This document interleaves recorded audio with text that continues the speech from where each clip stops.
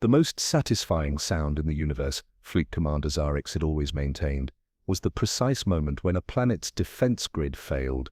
That particular frequency, part electronic death wail, part atmospheric disruption, signaled absolute victory. He was hearing it now as Earth's pathetic excuse for a planetary shield collapsed under the sustained barrage from just 3 of his 17 warships. Extinction protocols engaged. Commander, reported First Officer Malk, his translucent appendages gliding over the command console with practiced efficiency. Estimated time to complete human eradication, 72 hours. Zarix's feeding tentacles quivered with pleasure beneath his ceremonial armor. Make it 48. I promised the Supreme Director a swift conclusion. The bridge of the inevitable Dominion hummed with activity as the Rexian invasion force systematically dismantled humanity's resistance. Tactical displays showed the humans' primitive aircraft falling from the sky like insects caught in a freeze ray. Their nuclear weapons, pitiful things that hadn't advanced meaningfully in a century, were neutralized before they could even breach the upper atmosphere. These creatures are even more pathetic than intelligence suggested, Zarix observed, studying the real-time casualty figures with detached interest. 10 million human deaths in the first hour alone. They're practically waiting to be slaughtered. The Rexians had conquered 17 species across 3 spiral arms. Each conquest followed the same efficient pattern. Identify, analyze, obliterate, harvest. Humans had barely registered as a threat in the preliminary scans, a fractured species, technological infants still burning fossil fuels, wasting resources on internal conflicts. The Supreme Director had authorized their extinction with nothing more than a dismissive gesture. "Sir," Communications Officer Drav called out, "we're receiving unusual radiation signatures from multiple human population centers." Military response? Zarix asked without concern. "Negative, sir. The pattern doesn't match any known weapons discharge. It's unclassifiable." Zarix waved a dismissive tentacle. "Humans are notorious for their pollution. Tag it for the Science Division and continue the bombardment." The view screen showed North America in flames. Europe was next, then Asia. The inevitable Dominion hung in geosynchronous orbit above what the humans called New York City. Now nothing more than a smoking crater. Zarix had studied humanity's pitiful history during the 6-month journey to this unremarkable solar system. They'd never achieved unified planetary governance. They'd barely reached their own moon. Their art was primitive, their philosophy laughable. "Commander," the navigation officer interrupted, "we've lost contact with Assault Group 7. Equipment malfunction."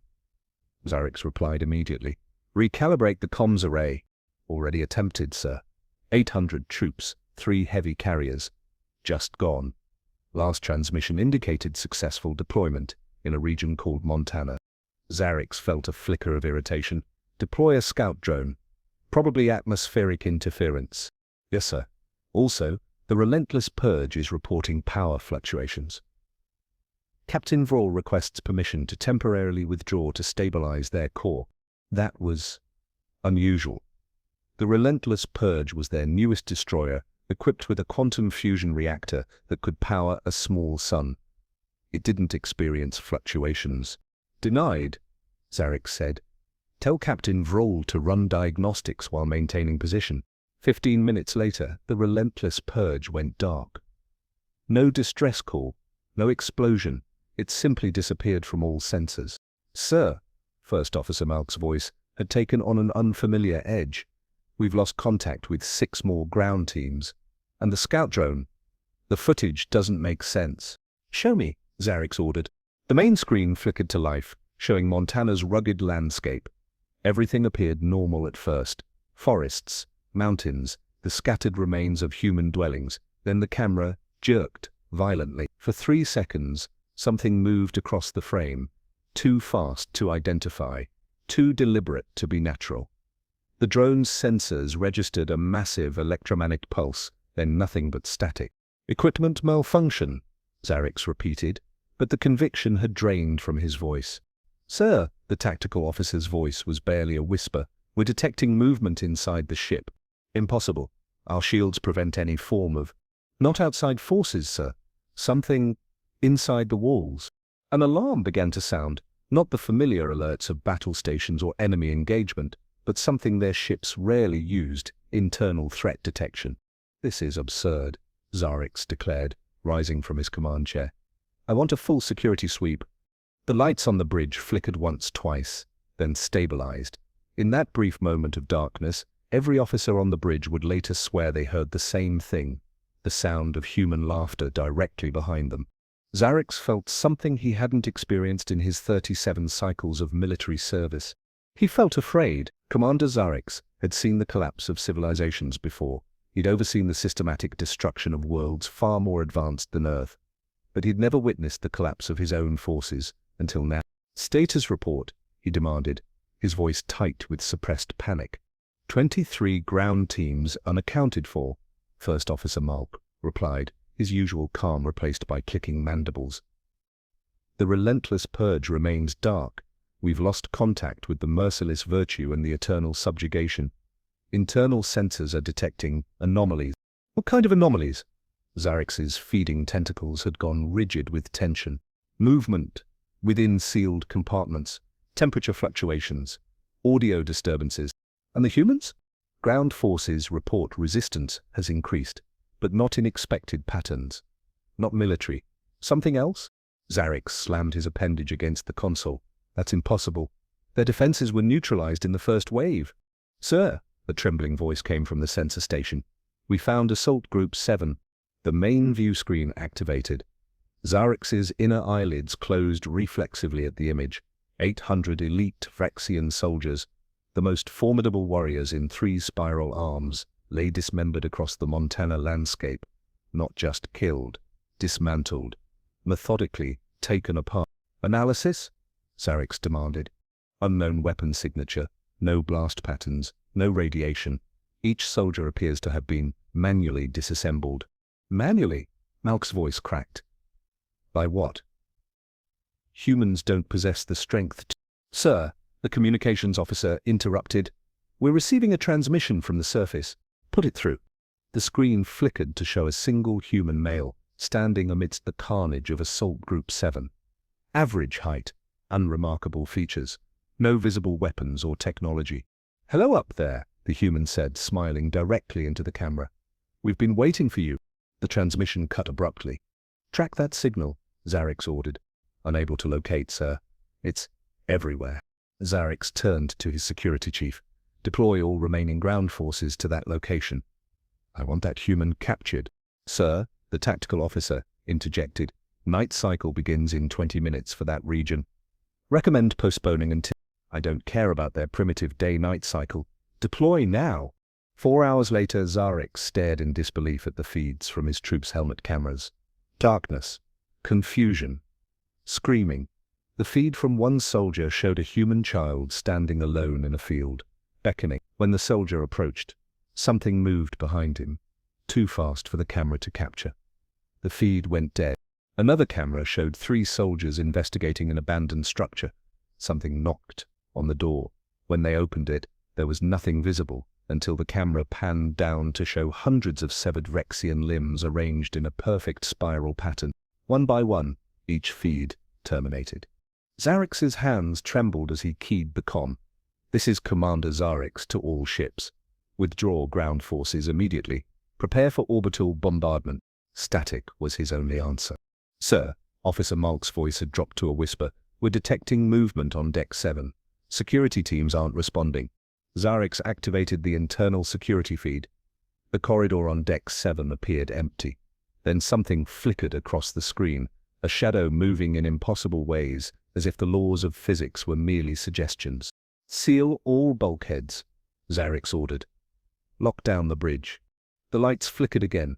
This time, the darkness lasted almost 5 seconds. When illumination returned, Third Officer Krev was missing from his station. "Where is Officer Krev?" Zarix demanded. No one spoke. No one had seen him go. A wet, dragging sound came from the ventilation shaft above. Something dark and viscous dripped onto Zarix's console. It took him 3 heartbeats to recognize it as Rexian blood. "Emergency protocols," he screamed. "All personnel to escape vessels. Initiate self-destruct sequence." Unable to comply, the ship's AI responded. Self-destruct systems offline. Override. Unable to comply. Something is in the system. The darkness came again. Longer this time. When the lights returned, half the bridge crew had vanished. No sounds, no struggle, just gone. Zarex backed toward the emergency escape pod adjacent to his command chair. "Malk, with me?" Malk didn't move. He stood frozen, staring at his console. "Malk, that's an order." "They're not attacking randomly," Malk whispered. "They're learning, adapting. The humans knew we were coming." "That's impossible," Zarex insisted, though doubt had wormed its way into his consciousness. "The transmissions we intercepted, their broadcasts, their conflicts." Malk looked up, his compound eyes reflecting unspeakable horror. It was all a deception, an elaborate trap. The ship shuddered, not the controlled movement of engines, but something massive striking the hull. Impossible at this altitude. "Ship status," Zarex demanded. "Hull breach on decks 3 through 12, the AI responded, its voice distorting. "Life support failing. Unknown entities detected throughout all systems." The main view screen activated without command. It showed Earth below, seemingly peaceful, blue and green and beautiful. But as Zarex watched, the image zoomed in on the ruins of New York City. The crater was moving, reshaping itself. Thousands, no, millions of tiny forms swarmed like insects, rebuilding at impossible speed. "What are they?" Zarex whispered. The comm system crackled. That same human male appeared on screen, still smiling. "We've been waiting so long for someone like you," the human said. "Someone arrogant enough to attack without understanding, someone to let us off this rock." The screen split to show other cities worldwide, all destroyed in the initial assault, all swarming with activity. "You see, Commander, we needed your ships, your technology, your bodies." Zarex lunged for the escape pod, but the door wouldn't respond. "What are you?" he demanded. The human's smile widened, revealing teeth that seemed too numerous, too sharp. His eyes flickered, becoming something inhuman. "We've had many names throughout human history," the creature said. "Demons, monsters, gods. The humans contained us, used us, kept us hungry." Malk began screaming as something pulled him into the darkness beneath his console. "But now we're free," the creature continued, "and we're coming aboard." The ship's gravity failed. Zarex floated helplessly as the emergency lights bathed the bridge in blood-red Rilidin. The remaining crew members weren't screaming anymore. Their bodies hung in the zero-G environment, hollow and empty, like discarded husks. A scratching sound came from behind the sealed bridge door. Metal groaned as something impossibly strong began to tear through the reinforced bulkhead. "Thank you for the invasion," the creature on screen said. "We've been imprisoned on Earth for so long. Now we can finally go home." "Your home." The bridge door ripped open. Zarex saw it then, the thing that had been hunting them. It wore the shape of that unremarkable human male, but twisted and wrong, as if the human form was merely clothing it found convenient to wear. It stepped into the bridge, moving with impossible grace in the zero gravity. "The humans called us their greatest nightmare," it said, now speaking directly to Zarex rather than through the calm. "What do you think your people will call us?" Zarex reached for his weapon, knowing it was futile. "I believe," the creature said, stretching limbs that no human should possess, "they'll call us extinct." Escape pods were designed for one purpose: survival. Not comfort, not speed, certainly not stealth. As the last functional pod from the inevitable Dominion tumbled through Earth's upper atmosphere, Commander Zarex fought to maintain consciousness. Emergency protocols had kicked in, the pod's AI administering stimulants to counteract his injuries. Injuries inflicted not by weapons, but by hands. Human-shaped hands that had moved faster than his eyes could track. The pod's exterior temperature gauge climbed as friction with Earth's atmosphere threatened to transform his escape vessel into a funeral pyre. Zarex gripped the manual override controls, forcing the thrusters to compensate. He'd abandoned his ship, abandoned his crew. Shame burned hotter than the superheated air outside. But he had to survive, had to warn the others. The pod crashed into dense forest with enough force to shatter every bone in a human body. Rexian physiology was more resilient, but Zarek still felt ribs crack as the impact restraints cut into his exoskeleton. Night had fallen over this region of Earth. Moonlight filtered through the trees as Zarex forced the pod's hatch open and dragged himself into the alien wilderness. His neural implant told him he had approximately 6 hours before massive internal hemorrhaging would render him unconscious. 6 hours to reach the emergency beacon hidden in these mountains, their insurance policy for this mission. The forest was unnaturally silent. No insects, no night birds, nothing. Zarex activated his wrist scanner, hoping the quantum transmitter remained functional. It flickered to life, displaying a three-dimensional map of his surroundings with the beacon's location pulsing 70 kilometers southeast. He began to move, each step sending shards of pain through his damaged body. The humans, no, the things wearing human shapes, would be hunting him. His only advantage was their apparent inability to track Rexian technology directly. If he could reach the beacon, send the emergency signal, a twig snapped behind him. Zarex froze, his breathing so shallow it barely registered. Slowly, he turned. A human female stood 20 meters away, elderly by their standards. Silver hair, wrinkled skin. She wore simple clothing, nothing that could conceal weapons. "Running won't help you," she said, her voice carrying clearly through the still night air. "They can smell your fear across continents." Zarex raised his sidearm, the barrel wavering slightly. "What are you?" "Just human," she replied, taking a step forward. "One of the wardens." "Stay back!" She stopped, but showed no fear. "You have questions. I have limited answers. Your time is short." Zarex's tactical training screamed that this was a distraction, a trap, but intelligence, any intelligence, might be the difference between survival and extinction. "What were those things?" he demanded. "We call them the Bound Ones," she said. "They've been with us since before recorded history. Some cultures called them demons. Others, angels, gods, monsters. They fed on us, hunted us, nearly wiped us out thousands of years ago." "That's impossible. Humans have been the dominant species on this planet for—" "We weren't always dominant," she interrupted.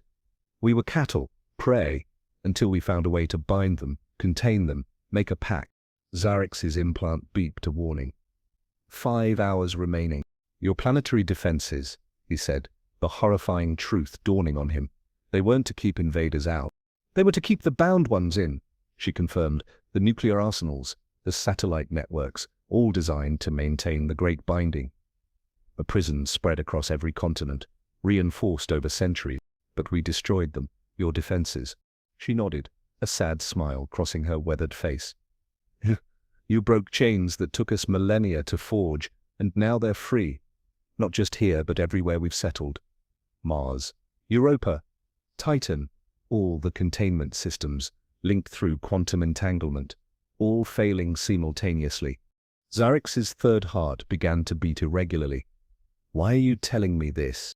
"Because you need to understand what you've unleashed, not just on Earth, but on the galaxy." She gestured toward the night sky, where stars twinkled innocently.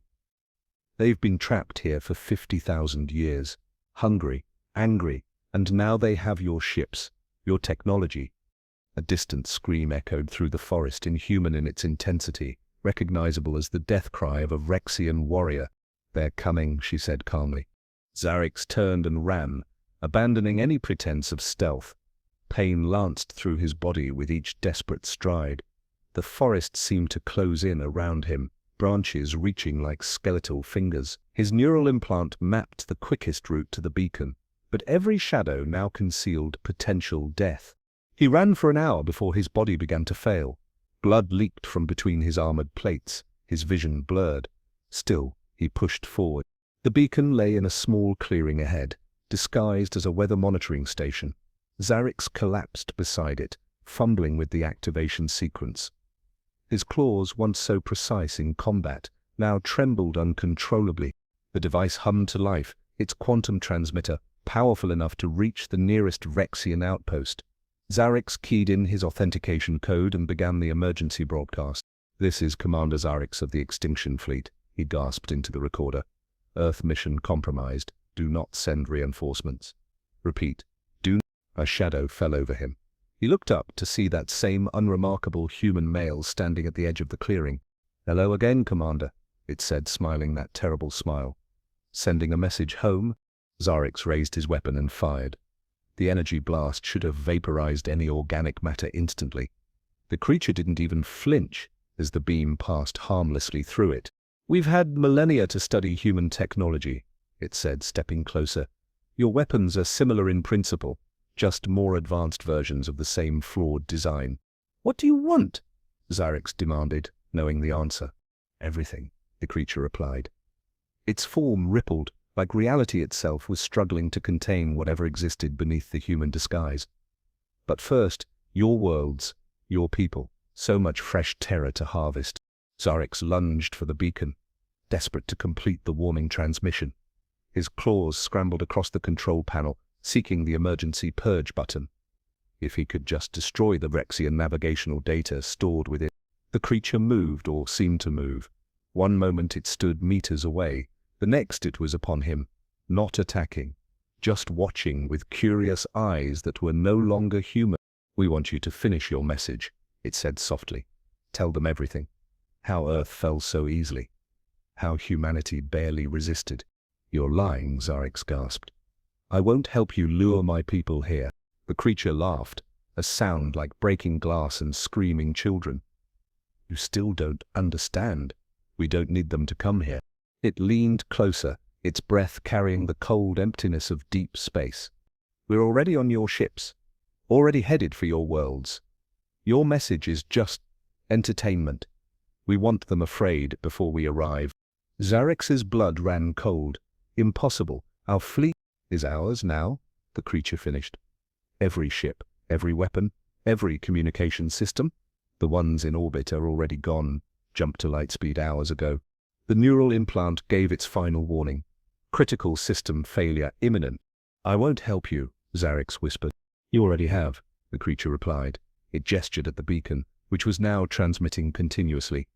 "Your authentication codes, your emergency protocols, all the data we needed to navigate your empire." Horror washed over Zarix as he realized the trap. The beacon wasn't sending his warning, it was transmitting everything: star charts, defense codes, population centers. "You should be proud, Commander," the creature said. "You've accomplished what no Vrexian ever has. You've conquered the unconquerable." "What are you?" Zarix asked, blood bubbling from his speaking orifice. "We are hunger," it replied simply. "We are the thing that waits in darkness. We've worn many faces throughout human history. Now we'll wear yours." The creature's form began to shift, its features rearranging into a grotesque approximation of Rexian physiology. Not perfect, more like a nightmare version of his species. "Your people will see a familiar face when we arrive," it said with Zarix's own voice. "Just as humans did when we first came to them." Zarix's vision dimmed as his systems began to shut down. With his last strength, he pressed the emergency purge on the beacon. A small explosion rocked the clearing as the device destroyed itself. The creature merely laughed. "Too late, Commander. Far too late." As consciousness faded, Zarix's final thoughts were of home, the gleaming metropolis of Rex Prime, 60 billion souls. Unaware, unprepared, Supreme Director Nalvik stood on the observation deck of the Central Command Spire, gazing out at the evening skyline of Rex Prime. The city sparkled with the light of countless buildings, air traffic moving in orderly patterns between them. The jewel of the Rexian Empire, the culmination of 10,000 years of conquest and expansion. Her aide approached cautiously. "Supreme Director, we've received an emergency transmission from the Earth expedition." "Commander Zarix?" she asked without turning. "Yes, Supreme Director. The message is fragmented, but he reports success. Earth has fallen with minimal resistance." Nelvix's feeding tentacles quivered with satisfaction. "As expected, prepare the colonization fleet." "There's more, Supreme Director. Commander Zarix's fleet is returning ahead of schedule. They'll arrive within the day." This was unexpected. The extinction protocols should have taken at least a week to implement. Commander Zarix reports they encountered minimal resistance. Nalvix turned from the window, her compound eyes narrowing. "Show me the actual transmission." The aide activated his portable display. Commander Zarex's face appeared, but something seemed wrong. His movements were too fluid, his expression too Earth is ours, the recording stated flatly. We return bearing gifts, knowledge, technology, power beyond imagination. That's not our standard mission completion protocol, Nalvix said, suspicion creeping into her voice. The transmission continues with technical data, Supreme Director. Shall I? A distant flash lit the evening sky. Then another, defense platforms in high orbit, exploding. Alarms began to wail throughout the command center. Communications officers shouted contradictory reports as systems failed across the city. What's happening? Nalvix demanded. The Earth fleet has appeared in orbit, someone reported. They've bypassed all security protocols. Our systems are identifying them as friendly. Over. Lock down all. The observation window shattered as something struck the tower. Nalvix was thrown to the floor. As she struggled to rise, she saw a small object had landed amid the broken glass. A Vrexian escape pod, scorched and damaged. The pod's hatch opened with a pneumatic hiss. Commander Zarex crawled out, or something wearing his form. Its movements were wrong, jerky and too fast simultaneously. It smiled at Nalvix with too many teeth. We've come home, it said. Beyond the broken window, Rex Prime began to scream.